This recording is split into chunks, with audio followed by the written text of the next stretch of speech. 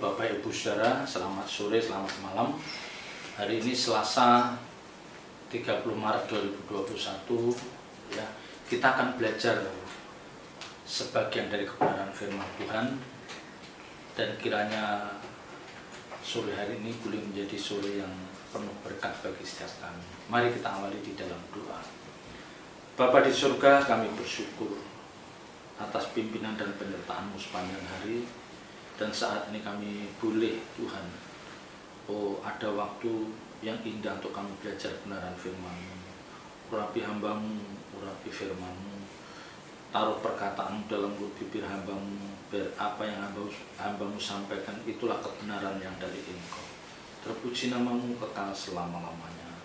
Dalam nama Tuhan Yesus Kristus kami berdoa dan mengucap syukur. Haleluya. Amin. Bapak Ibu saudara yang dikasihi Tuhan, pada sore malam hari ini kita akan belajar dari kitab Mazmur pasal 121 mulai ayat yang pertama sampai yang 8 ya. Mazmur 121 ini berbicara tentang Tuhan penjaga Israel ya. Jadi Mazmur 121 ini berbicara tentang orang-orang yang ditebus Tuhan ya. Mereka adalah orang-orang yang mengharapkan pertolongan hanya pada Allah Israel. Ya, jadi orang-orang ini adalah orang-orang yang hanya mengandalkan pertolongannya pada Allah Israel. Dan ini pelajaran yang baik bagi Bapak Ibu Saudara dan saya, supaya kita hendaknya juga hanya mengandalkan Tuhan. Ya.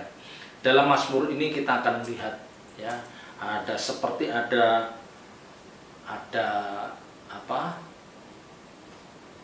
perkataan antara dua sosok ya. Jadi ada orang yang sepertinya melemparkan pertanyaan ayat 1 itu, dan ada orang yang menjawabnya ayat 2 dan seterusnya. Nah, siapakah yang bertanya dan siapakah yang memberi jawaban? Ya, ada banyak yang menafsirkan bahwa Mazmur ini sebagai syair liturgis, di mana antara orang yang berziarah atau beribadah ini dan para imam ini bersaut-sautan ya. Jadi seperti saya katakan ya, ada yang bertanya tapi ada juga yang menjawab.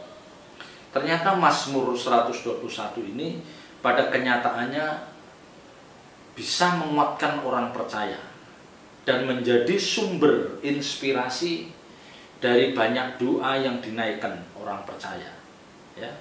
Karena pada kenyataannya memang mereka sering mengalami masalah, dan ternyata mereka mendapatkan pertolongan karena mereka hanya bergantung pada Allah Israel ya. Jadi Mazmur 121 itu menginspirasi banyak orang untuk menjadi sumber ya, inspirasi bagi banyak orang dalam menaikkan doa ini.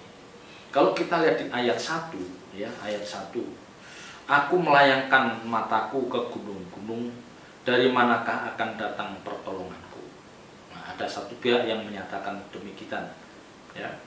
Jadi ini seperti konteks keadaan saat itu ya. Banyak umat Israel itu beribadah di rumah ibadah mereka. Nah, begitu dia selesai keluar dari rumah ibadah mereka itu, dan mereka melihat keluar dari tempat ibadah itu, mereka melihat, melayangkan pandang, mereka akan melihat atau memandang gunung-gunung itu ya. Ini tentu berkenaan dengan kondisi alam ya, kondisi alam daerah Israel saat itu. Dan mereka melayangkan pandangannya ke pegunungan, dan mereka bertanya dalam hatinya, dari mana datang pertolonganku? Nah, mengapa mereka mengatakan dari mana datang pertolonganku? Ada masalah apa dengan ketika dia memandang gunung-gunung itu? Ya, ternyata memang dalam konteks zaman saat itu, di sekitar pegunungan itu memang banyak daerah sunyi, daerah yang tidak bertuhan, di mana binatang buas ya, binatang buas dan penyamun atau orang-orang jahat itu ya menanti mangsanya menanti mangsanya orang-orang yang lewat ke daerah situ. Nah, sementara orang-orang Israel itu ternyata banyak yang tinggal di sekitar daerah itu. Ya, banyak orang Israel yang tinggal di sekitar daerah itu. Nah, mereka bisa berada dalam ancaman bahaya maut. Ya. Ayat 2, pertolonganku ialah dari Tuhan yang menjadikan langit dan bumi. Nah, tetapi kenyataan mereka itu selalu mendapatkan pertolongan. Ya, sekalipun menghadapi bahaya, menghadapi ancaman ya dari binatang buas dan para penyamun, tapi kenyataannya mereka mendapatkan pertolongan. Inilah pengakuan iman yang mereka alami, bagaimana dia pernah merasakan pertolongan Tuhan.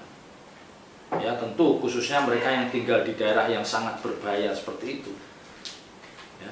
Nah, kondisi ini juga bisa berlaku dalam kehidupan orang percaya saat ini. Banyak di antara Bapak Ibu Saudara yang saat ini ada dalam bahaya maut. Artinya kita diizinkan Tuhan untuk masuk dalam kesulitan hidup yang berat. Mungkin dalam penderitaan, mungkin dalam bahaya, ya. Tetapi ternyata Bapak Ibu Saudara dan saya seringkali mengalami pertolongan dari Tuhan. Bukan hanya sekali, bisa lebih dari 2-3 kali. Ya, sekalipun kita dalam keadaan yang terjepit, kita dalam keadaan kekurangan, kita dalam keadaan yang seperti itu karena kondisi zaman memang sulit, tapi ternyata kasih Tuhan tidak pernah pudar. Kita merasakan kasih-Nya dari hari ke hari. Kita mengalami pertolongannya, ya, kita merasakan pertolongannya dari satu pencobaan, dari satu masalah ke satu masalah. Nah, pengalaman seperti ini yang juga dialami oleh orang-orang Israel yang tinggal daerah pegunungan itu. Dia mengatakan, pertolonganku ialah dari Tuhan yang menjadikan langit dan bumi. Ya, di sini dia mengungkapkan pengakuan yang menguatkan bahwa Tuhan yang menolong dia, Tuhan yang menolong mereka, itu adalah sosok yang mencipta langit dan bumi. Sosok yang mempunyai kuasa. Ya, mempunyai kuasa, kemampuan untuk melindungi umatnya. Dan ini yang menjadi kebanggaan mereka. Jadi pertolonganku ialah dari Tuhan yang menjadikan langit dan bumi. Ya. Jadi seharusnya Bapak Ibu Saudara dan saya juga harus belajar seperti ini. Kita memiliki Allah yang kuat, Allah yang perkasa, Allah yang mampu memberikan pertolongan. Ya. Sekalipun keadaan kita sangat buruk, secara manusia kita hopeless, tidak ada harapan. Tetapi seringkali justru disitulah Tuhan menguji iman kita. Tuhan akan menyatakan kasih-Nya. Ya. Tetapi tentu ini tidak serta-merta. Ini juga tergantung dari apa? Sikap hati kita. Apakah kita ini benar-benar orang percaya yang menghormati Tuhan? Kita benar sebagai orang percaya yang memperlakukan Tuhan dengan benar. Kalau dua hal ini sudah kita lakukan, maka sesulit apapun persoalan yang kita hadapi, Tuhan akan menolong kita. Ya, pertolonganku ialah dari Tuhan yang menjadikan langit dan bumi. Ini menegaskan, ini menandaskan bahwa yang menolong kita itu bukan sembarang sosok, tapi Dia yang pencipta langit dan bumi ini. Nah, ayat 3 dan 4. Ayat 3 dan 4. Ia tak akan membiarkan kakimu goyah, penjagamu tidak akan terlelap. Sesungguhnya tidak terlelap dan tidak tertidur penjaga Israel. Nah, pemazmur ini tidak mengatakan, karena dia sudah mengalami pertolongan Tuhan yang begitu luar biasa. Dia mau menyampaikan, dia mau bersaksi bahwa tidak ada waktu di mana Tuhan tidak melindungi mereka. Ya, tidak ada waktu di mana Tuhan tidak melindungi umatnya. Tidak ada waktu di mana Tuhan tidak menjaganya. Artinya apa? Jadi Tuhan selalu menjaganya. Tidak ada waktu di mana Tuhan tidak menjaganya. Ini menunjukkan bahwa Tuhan Allah, ya, yang menjaga melindungi kita itu bisa diandalkan, dan tidak akan mengecewakan, yang itu membuat Bapak Ibu Saudara dan saya tidak pernah ada rasa khawatir. Nah, pengalaman seperti ini hendaknya juga dialami oleh orang percaya, dirasakan oleh orang percaya saat ini.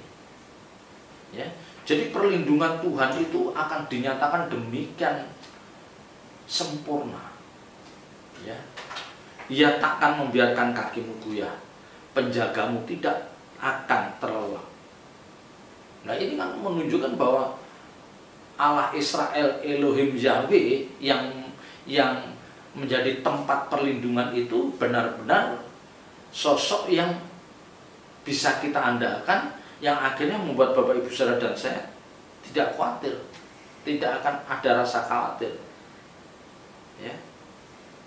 Tentu cara Tuhan melindungi, tentu cara Tuhan menjagai, menyertai umatnya pada saat perjanjian lama itu berbeda dengan cara Tuhan menjagai atau melindungi Bapak Ibu Saudara yang hidup dalam zaman kemurahan ini. Ya, sama-sama melindungi, tetapi caranya berbeda. Ya, sama-sama membela, tetapi caranya berbeda. Ya, karena kita sudah mengenal Injil Kerajaan Allah, tentu beda.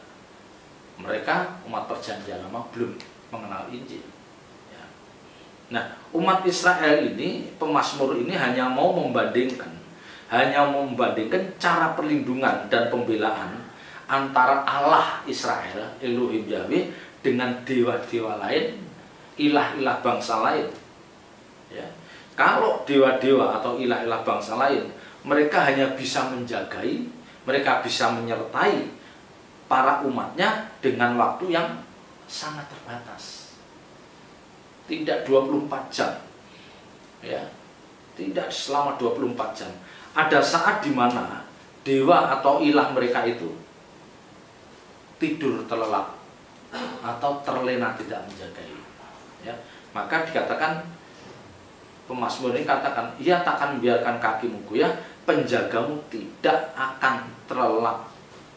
Sesungguhnya tidak terlelap dan tidak tertidur penjaga Israel. Ya, tentu maksud pemazmur ini mau membandingkan dengan ilah-ilah bangsa lain. Nah, ini menjadi suatu kebanggaan, sukacita mereka. Dan pelajaran yang baik bagi Bapak Ibu Saudara dan saya adalah Tuhan Allah Bapa lewat perantaraan Roh Kudusnya akan selalu hadir, ya, mengutus Roh Kudus untuk menyertai orang percaya di segala tempat dan dalam segala keadaan, ya, tidak dibatasi oleh ruang dan waktu penyertaan. Ya. Penjagaan itu begitu sempurna dinyatakan bagi umatnya. Ya. Ayat 5 dan 6. Ayat 5 dan 6. Tuhanlah penjagamu, Tuhanlah naunganmu di sebelah tangan kananmu. Matahari tidak menyakiti engkau pada waktu siang, atau bulan pada waktu malam. Nah, coba ini pemazmur ini mau menguatkan lagi, ya, menandaskan lagi bagaimana dia, pemazmur ini, meneguhkan akan perlindungan dan penjagaan Tuhan atas kehidupan umatnya. Ya. Begitu mengasihinya Allah Israel ini terhadap umatnya, sampai dikatakan apa?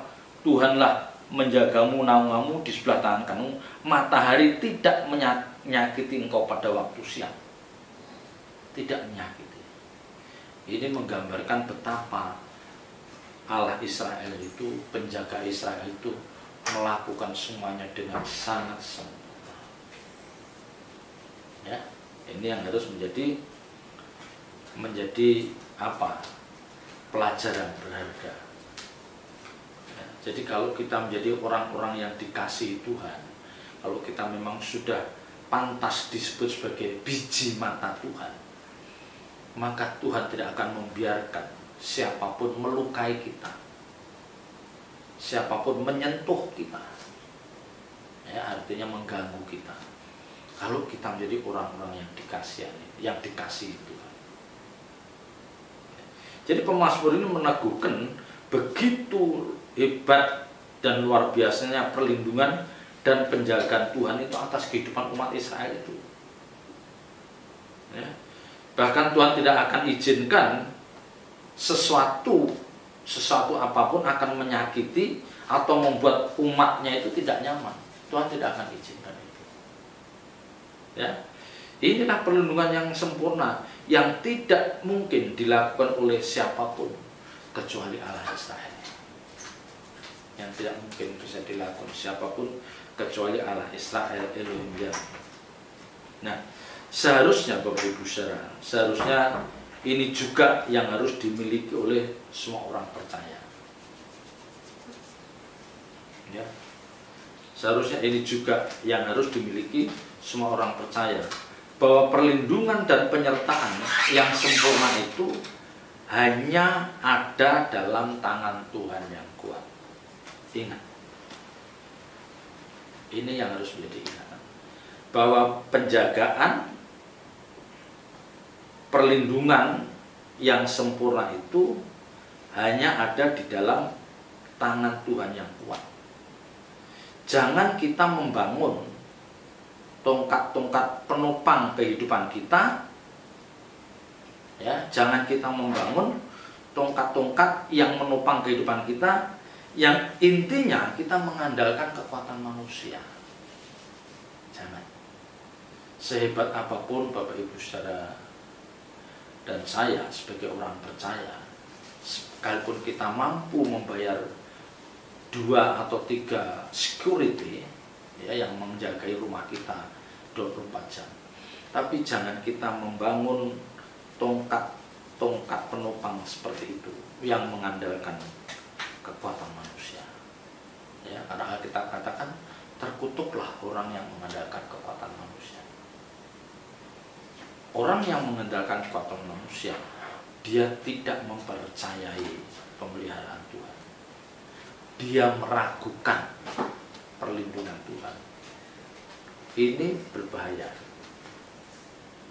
Ya, ini berbahaya. Ya, Tuhan akan bisa membiarkan kita. Ya, karena Alkitab juga katakan bahwa Allah kita ini Allah yang cemburu. Allah yang cemburu. Artinya jangan kita menghadirkan sosok lain yang kita nanti akan merasa lebih nyaman dengan kehadiran sosok itu. Ini salah. Ini salah. Ya. Jadi sekalipun Bapak Ibu mampu, Bapak Ibu Saudara dan saya itu mampu membayar bodyguard, membayar security, apapun. Kalau itu kita membangun penopang-penopang yang mengandalkan kekuatan manusia, itu melukai hati Tuhan. Ya, itu melukai hati Tuhan. Karena dengan kita mengarahkan pikiran ke sana, kita tidak ada keinginan untuk kita membangun intimasi dengan Tuhan. Ya, kita akan merasa aman. Oh, saya sudah punya security, saya punya bodyguard, anak saya ada yang ngawal. Wah, ini membahayakan. Ya, orang-orang seperti ini membahayakan. Jangan sampai, ya, karena orang percaya yang menjadi biji mata Tuhan itu lebih aman dari perlindungan siapapun. Sekalipun dia dikawal 5-4 orang security atau bodyguard, tetap lebih tenang, lebih nyaman kalau kita menjadi biji mata Tuhan. Ya, karena Tuhan tidak akan setengah-setengah dalam membela umatnya.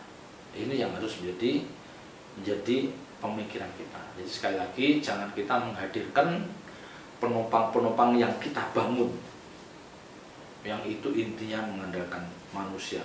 Kita harus yakin dan percaya bahwa di tangan Tuhanlah kita akan merasa aman. Ayat 7 sampai dengan 8. Ya, Tuhan akan menjaga engkau terhadap segala kecelakaan. Ia akan menjaga nyawamu. Tuhan akan menjaga keluar masukmu dari sekarang sampai selama-lamanya. Ditegaskan lagi. ditegaskan lagi. Ini kan ayat ini menyatakan bahwa perlindungan Tuhan atas umatnya itu begitu sempurna. Begitu sempurna. Dan inilah berkat yang sesungguhnya. Ya. Orang yang disertai, orang yang dilindungi, orang yang dalam pimpinan Tuhan adalah orang-orang yang seperti mendapatkan berkat. Pasti rasa khawatir tidak ada dalam diri orang itu. Nah, masalahnya Bapak Ibu Saudara, masalahnya adalah tidak banyak orang yang bisa mempercayakan keamanannya, kenyamanannya itu di tangan Tuhan. Tidak banyak orang percaya betul-betul mengandalkan Tuhan, nggak banyak. Nggak banyak. Karena untuk orang itu bisa mengandalkan, benar-benar mengandalkan Tuhan, itu dia harus berjalan, dibangun. Ya, dibangun dari perjalanan hidup yang panjang. Ya, dulu dia mengandalkan Tuhan, tapi masih ada rasa khawatir. Masih ada rasa sedikit was-was. Makin kesini dia tetap mengandalkan, khawatirnya sudah mulai hilang. Ya, was-wasnya sudah mulai hilang. Mengandalkan manusianya sudah mulai nggak ada. Makin kesini dia makin mempercayai Tuhan. Nah, ini mestinya yang progres seperti ini yang mestinya ada dalam diri orang percaya. Jadi semakin kita dewasa rohani, rasa khawatir kita tuh harusnya makin luruh, ya, makin tipis. Karena kita sudah menyerahkan hidup kita sepenuhnya di tangan Tuhan, baik kita maupun orang-orang yang kita kasihi.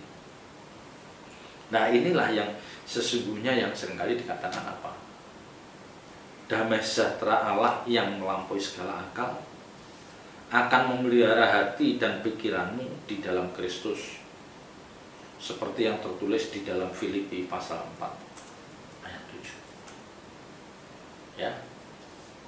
Tapi sekali lagi saya ingatkan, kondisi seperti ini tidak bisa dibangun dalam waktu yang singkat. Perlu ketekunan kita, ya. Perjalanan hidup panjang kita bersama Tuhan itu harus terus konstan, ya. Terus kita ada dalam persekutuan dengan Tuhan. Jangan hari ini bersekutu, besok tidak. Ini sebulan ini bersekutu dengan Tuhan, sebulan. Seminggu itu tidak bisa, kita harus terus kontak.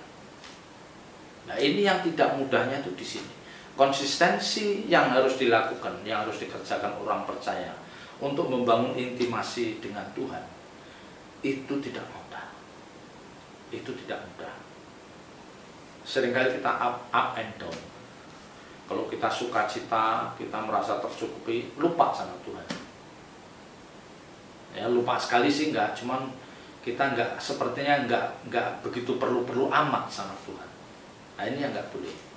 Apapun kehidupan kita, apapun kondisi kita harus tetap mempercayai Tuhan. Ya, karena ini yang harus bisa diwujudkan bagi Bapak Ibu Saudara dan saya sebagai orang percaya. Apalagi saat ini dalam kondisi zaman yang begitu sulit. Ya, orang akan mengandalkan kekuatan manusia, akan mengandalkan penumpang-penumpang yang selama ini membuat dia nyaman. Tapi ternyata yang menopang kita pun rontok. Yang menopang kita pun bermasalah. Nah, ini repot. Makanya benar kata Alkitab, terkutuklah orang yang mengandalkan manusia. Ya, ini saya rasa Bapak Ibu Saudara yang bisa saya sampaikan. Tetapi sekali lagi saya mengingatkan bahwa semua kebenaran yang saya sampaikan itu kondisional. Itu bersyarat. Artinya apa? Tuhan hanya akan berkarya bagi orang-orang yang memang pantas mendapatkan pertolongan, yaitu orang-orang yang mengasihi Dia. Jadi tidak otomatis Tuhan akan melindungi kita, menjagai kita, membela kita. Itu tidak otomatis. Ingat, tidak otomatis. Kita harus bisa menunjukkan bahwa kita adalah orang-orang yang mengasihi Tuhan. Kita harus bisa tunjukkan bahwa kita adalah orang-orang yang berjalan di track yang benar. Kita orang-orang yang menghormati Tuhan. Kita orang-orang yang memperlakukan Tuhan dengan benar. Itu harus kita tunjukkan. Ya, apa yang menjadi tugas dan tanggung jawab kita, kita lakukan dengan sebaik-baiknya. Di luar itu, Tuhan yang akan berkarya. Tuhan yang akan mengambil alih semuanya. Ya, Tuhan Yesus memberkati. Mari kita tutup dalam doa. Bapa, kami bersyukur atas berkat firman-Mu. Meteraikan firman-Mu dalam setiap hati kami dan ajar kami melakukannya. Biarlah kami terus menjadi anak-anak-Mu yang hanya berharap pada Engkau. Biarlah kami hidup dalam ketaatan Tuhan. Terpuji nama-Mu kekal selama-lamanya. Dalam nama berkat Tuhan Yesus Kristus kami berdoa dan ucap syukur. Haleluya. Amin.